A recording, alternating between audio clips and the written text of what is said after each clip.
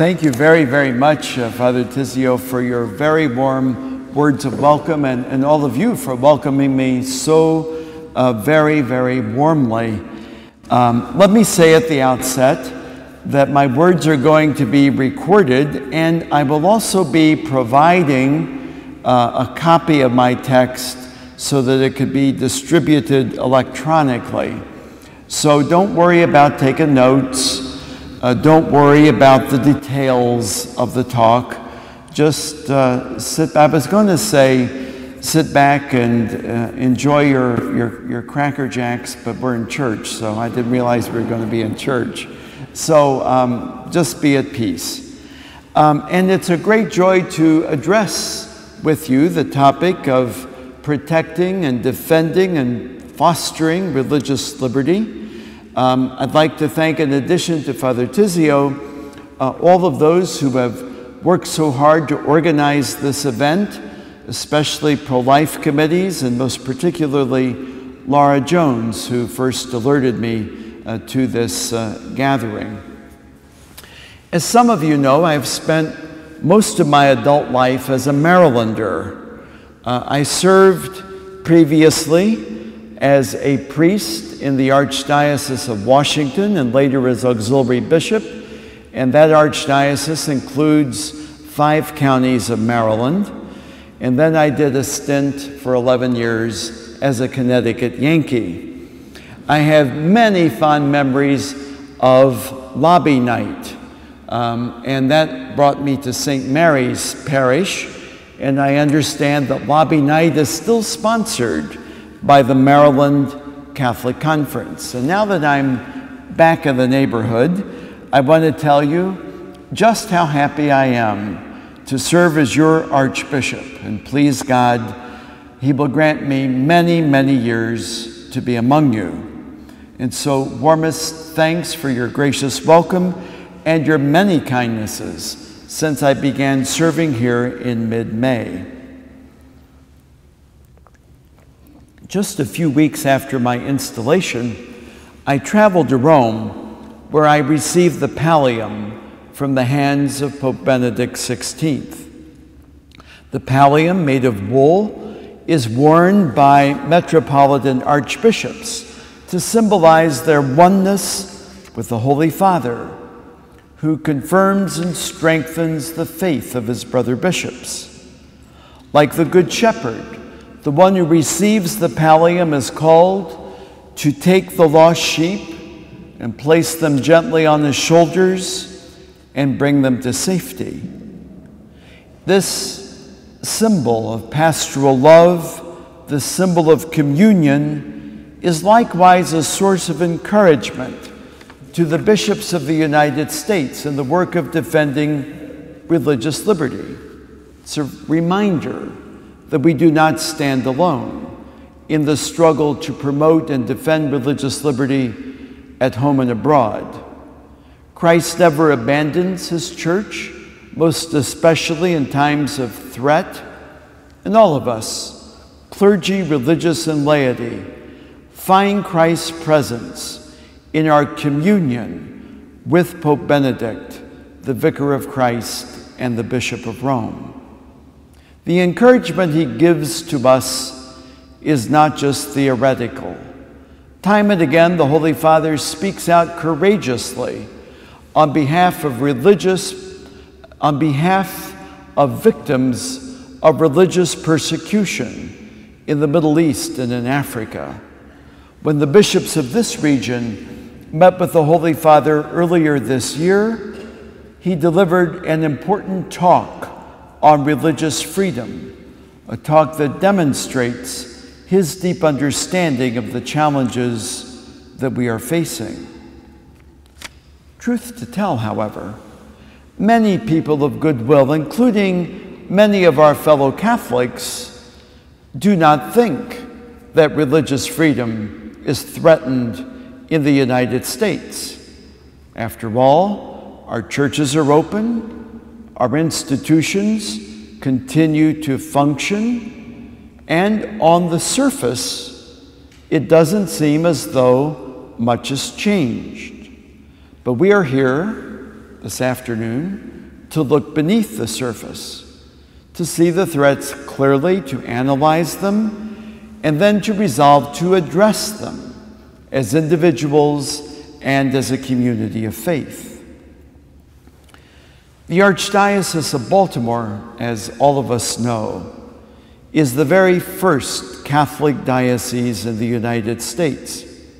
It was founded in 1789, and it is at the very heart of the American democratic experiment, in which the God-given gift of religious freedom is recognized and protected in the Declaration of Independence, the Constitution, and the Bill of Rights.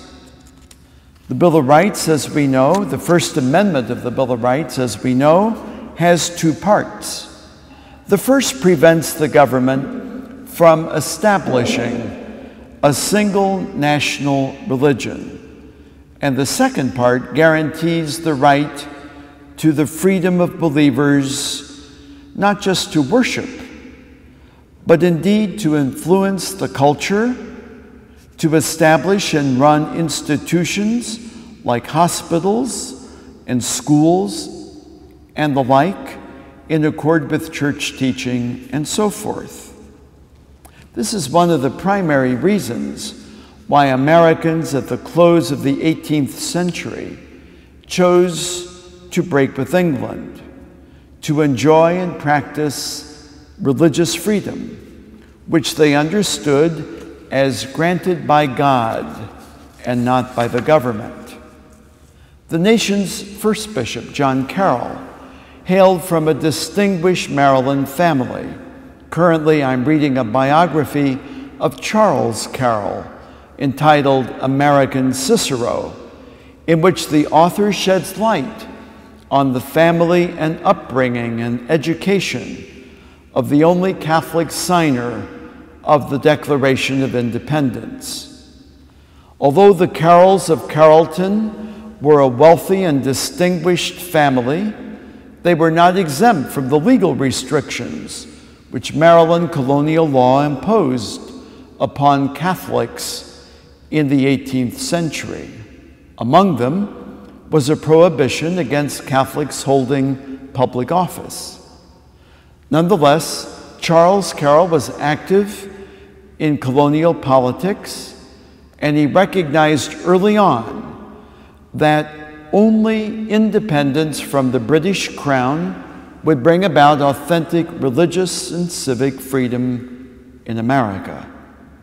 He risked his life, his family, and his property to support the revolutionary cause, but he did so, and I quote, to obtain religious as well as civic liberty. And he added, God grant that this religious liberty may be preserved in these states to the end of time. The history of our country is replete with anti-Catholic attacks. We have only to think of the Know Nothing Party, the Blaine Amendments, efforts to outlaw Catholic schools in Oregon, the anti-Catholic activity of the Ku Klux Klan, and much more. Indeed, an anti-Catholic strain persists in our culture to this day. Many see the church's hierarchical structure and the church's moral teaching as foreign to a completely secular state. Sadly, anti-Catholicism remains an underlying current that surfaces whenever the church is in crisis, from within or from without. By contrast, one who championed the view that it's quite possible to be a loyal Catholic and a patriotic American was the 9th Archbishop of Baltimore, James Cardinal Gibbons, Archbishop from 1877 until 1921, a pretty good tenure, I'd say.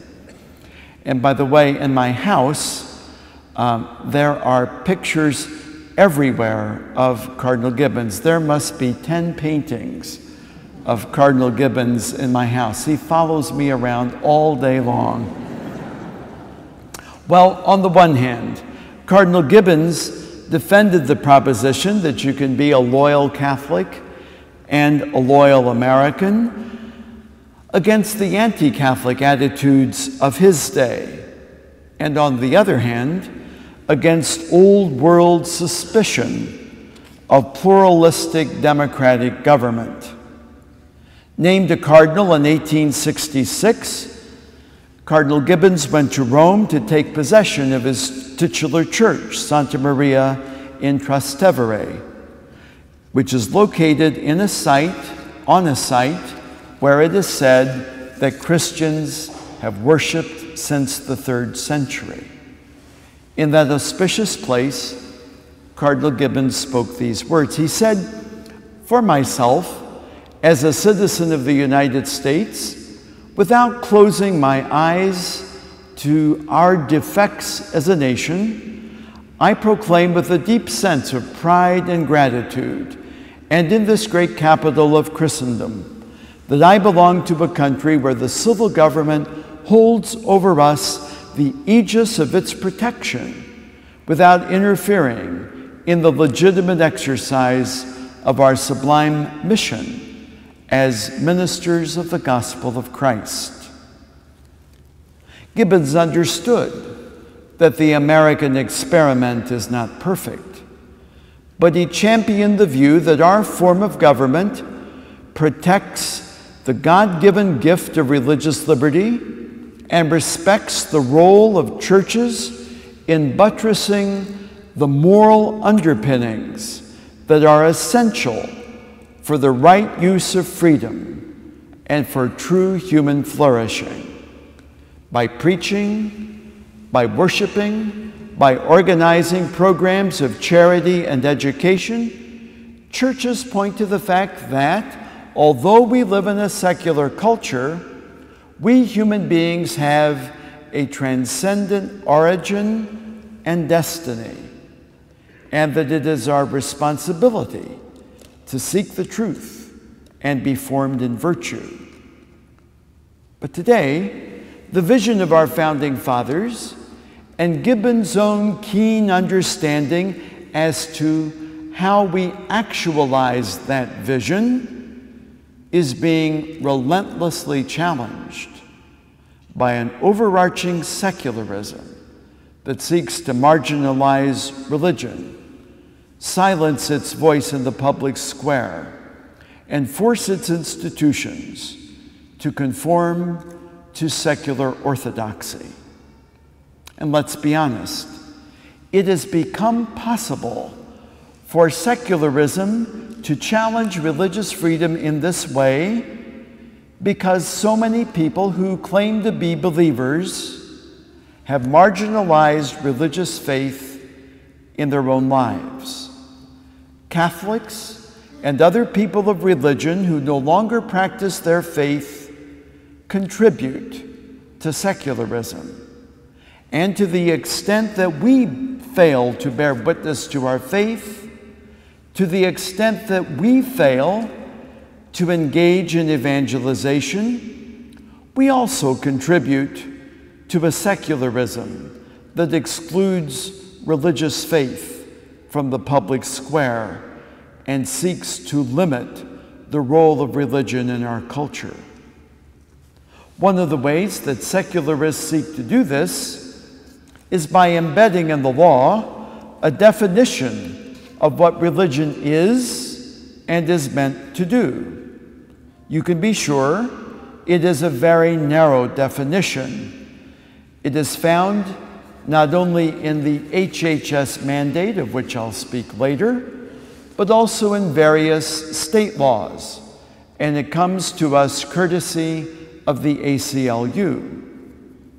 It is a definition that reduces freedom of religion to freedom of worship and seeks to confine the church's activities to the sacristy.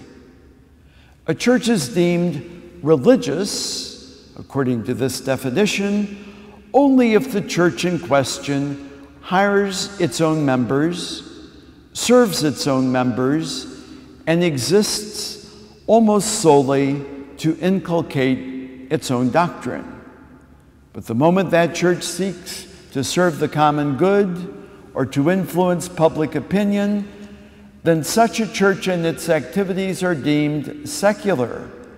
And then those churches are told that they must play by the rules, and the rules mean violating church teaching, not in preaching, but in practice. Again, by contrast, our beloved Holy Father, Pope Benedict, points out the responsibility of individual Christians and the Christian community as a whole to love our neighbor as God has first loved us. This is at the very heart of the gospel. And from the beginning, the very beginning of her life, the Church has responded to this gospel mandate. The Church has done so by means of organized charities. We read how in the Acts of the Apostles, how believers pool their resources in common in order to share them with the needy. Affirming the human dignity of all, but especially the most vulnerable, such as the unborn, and serving the common good of society, these things are not a secular add-on to church activity, but rather it flows from our life of faith and our life of worship. What we believe, how we worship, gives rise to a charity that evangelizes, to use the wonderful phrase of Blessed Pope John Paul II. And this is expressed in person-to-person charity, in our educational and charitable institutions, in our advocacy in the public square on behalf of the unborn, on behalf of marriage, on behalf of the frail elderly, on behalf of the poor, the needy, and the stranger. An advocacy that is carried out not from the perspective of a blind faith, but rather from the perspective of reason enlightened by faith. Affirming the dignity of individuals, serving the common good, as we all know, is not an easy task. It includes a wide range of human goods, and it is never a question of simply trying to bring about the greatest good for the greatest number, because such a calculation always leaves behind the vulnerable, the voiceless, and minorities. Instead, the common good is achieved when each person is given the opportunity to flourish, to fulfill their God-given potential, to develop and use their talents, to flourish physically, intellectually, socially, and yes, spiritually and religiously. Government has a role to play in bringing about these conditions, and it will probably always be a matter of debate how extensive that role should be. Yet what is most often overlooked, and sometimes by politicians of all stripes, is the role of intermediate structures that help promote the common good, the conditions for human flourishing. These intermediate structures include the family, churches, schools, nonprofit institutions, and the like.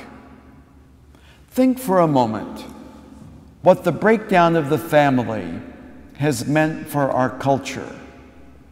Think about how many social problems would be headed off at the pass if our children were all growing up in strong families with moms and dads who love each other and their children, who provide role models and teach their children how to relate to the opposite sex in a healthy and respectful manner, who impart basic truths and values and train their children in virtue. With this in mind, I want to urge each one of you to be vigorous in upholding marriage as between one man and one woman in the upcoming referendum. I'm really going to need your help, and I'm really going to count on you.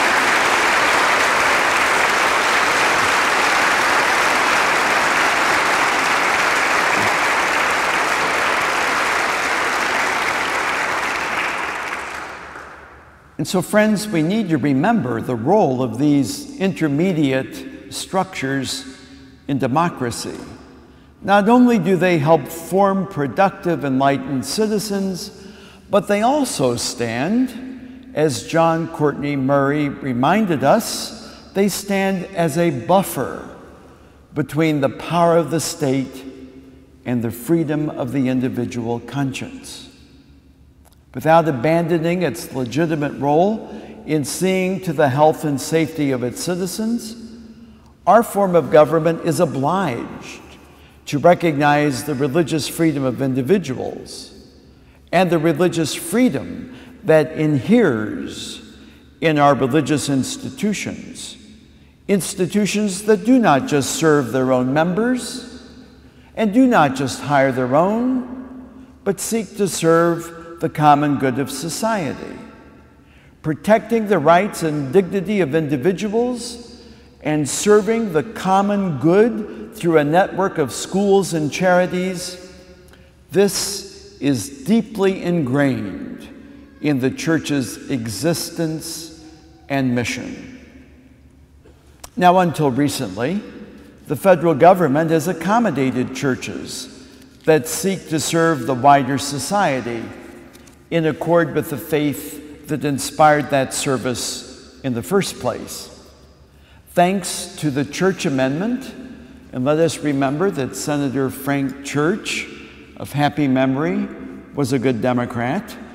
Thanks to the Church Amendment, the government has by and large refrained from entangling itself in the internal life of churches and let them serve the common good according to their own lights. That is, until now. In August 2011, the Department of Health and Human Services published its Preventive Services Rule and asked for comment. And overlooking the comments, the flood of comments that it received, it put it really on the Federal Registry and into force beginning earlier this year. This rule is part of implementing the Affordable Health Care Act. It requires virtually all employers to provide through their employee benefit plans abortion-inducing drugs, sterilization, and contraception. Religious employers could be exempt from providing these things if they are willing to conform to a very narrow definition, which I mentioned earlier, namely that religious employer could qualify for an exemption so long as it hired only its own members, served only its own members, and existed almost solely to promote its own religious doctrine. Anything else is deemed by the government as a secular enterprise.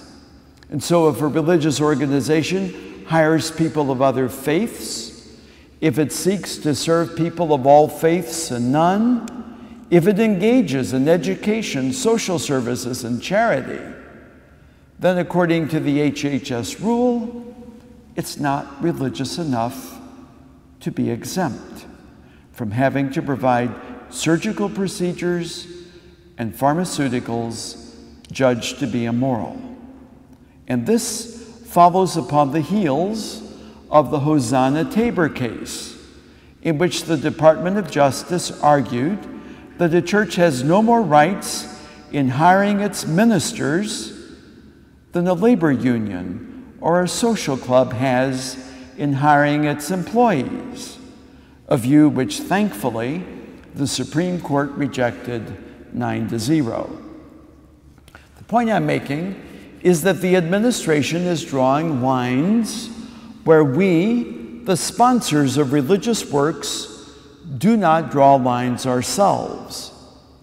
The government's attempt to tell the church which of our institutions seem religious to the state is profoundly offensive, and it entangles the government in the internal life of religious institutions.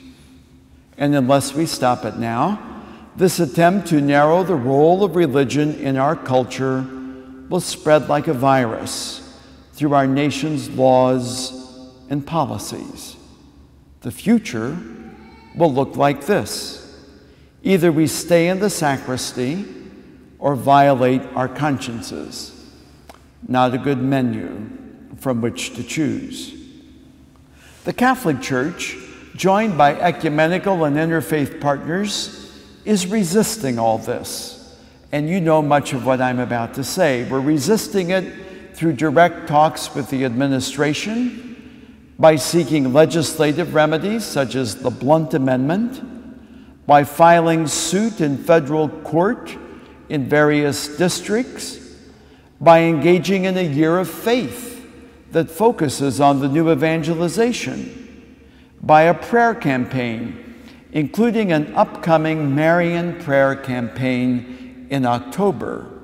And here, I would like to invite you, you heard it here, it really was worth your coming here and missing the Yankees game. We weren't winning anyway. I mean the Orioles. Gee, I'll get kicked out of here if I'm not careful.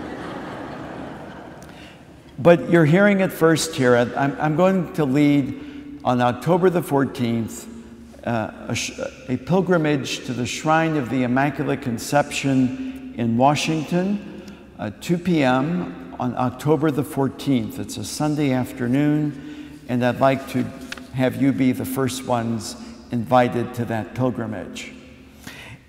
Also included in our efforts is a texting campaign, and we've been building a network around the country so that people can get information about religious liberty and that we can engage them to help in this effort when necessary. And the way to get on that is to text the word freedom to 377-377. That's texting the word freedom to 377-377. These are some of the things that have been underway, not only to resist the HHS mandate, but to defend religious liberty generally. Let me also be clear. None of the so-called accommodations offered by the administration have solved the problem, and none of them were devised with any direct input from the bishops. This struggle is portrayed in the media as a struggle about contraception, but it's not. It's a struggle to preserve a fundamental First Amendment freedom, the exercise of religion free of government interference. What underlines this fact is that most of our ecumenical partners do not share our teaching on contraception, but they recognize that the federal government has decided to breach the wall of separation, to come into the church's territory, to force the church's hand regarding its teaching on faith and morals, and to compel its institutions to behave like secular institutions, not faith-based ones. Once the state can force the church's hand on these issues, the door is open for the state to force the church's hand on almost anything else. In the state of Maryland, the Archdiocese of Baltimore is the largest provider of social and charitable services to the poorest of the poor. We are the largest private educator, and we struggle largely at our own expense to educate some of Maryland's most disadvantaged children, often lifting them up out of poverty and transforming their lives. We want to continue doing all this, but we want to do it in fidelity to the faith that inspired us and our forebears to undertake these services in the first place. This is the kind of country that the United States was meant to be. We also believe that private employers who want to follow their consciences should be allowed to do so, and until now they have been allowed to do so, thanks again to the Church Amendment. This would include an air conditioning company in Colorado run by a Catholic family that recently, thank God, won injunctive relief from a federal judge from having to conform with the HHS mandate. It includes organizations that are not church-owned but serve the church's mission, like our Sunday Visitor publishing house and the Knights of Columbus. Let me say this also.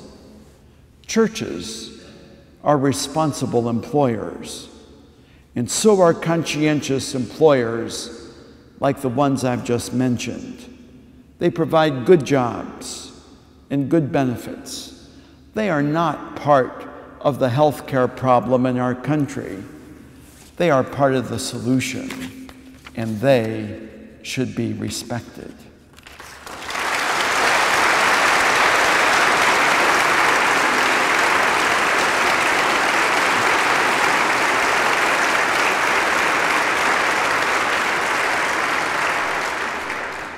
And let me add, nobody is forced to work for an institution based on Christian principles. And besides all this, the government has exempted many groups from providing these so-called preventive services by grandfathering their plans, and it's given other exemptions as well. But it has not yet budged with regard to the objections of the Catholic Church, other churches, and private employers with conscientious objections to the HHS rule. The Virginia Act for Establishing Religious Freedom, drafted by Thomas Jefferson and enacted in 1786, proclaims it tyrannical for the government to force an individual to contribute money to the propagation of opinions in which he disbelieves. But that is the net effect of the HHS mandate on private employers, on church-related employers, and on churches themselves. It is up to us to make sure that such tyranny does not become the law of the land. At the end of the day, we will be judged by our fidelity to our responsibilities and on how we sustain that fidelity. Our responsibilities call us to rally for religious freedom in the context of the common national good, and to be a beacon of hope for people suffering religious persecution around the world. We're called to engage our fellow citizens and our government leaders robustly. We're called to vote in a conscientious way. But we're called to do all of this in respect, in hope, and in love. This is the pattern given to us by the saints. This is our pattern, too, as we sustain our national promise of freedom and equality and bequeath it to succeeding generations. Thank you for your attention. Thank you for your support. Thank you for your prayers. God bless our church, our state, and our nation. Thank you.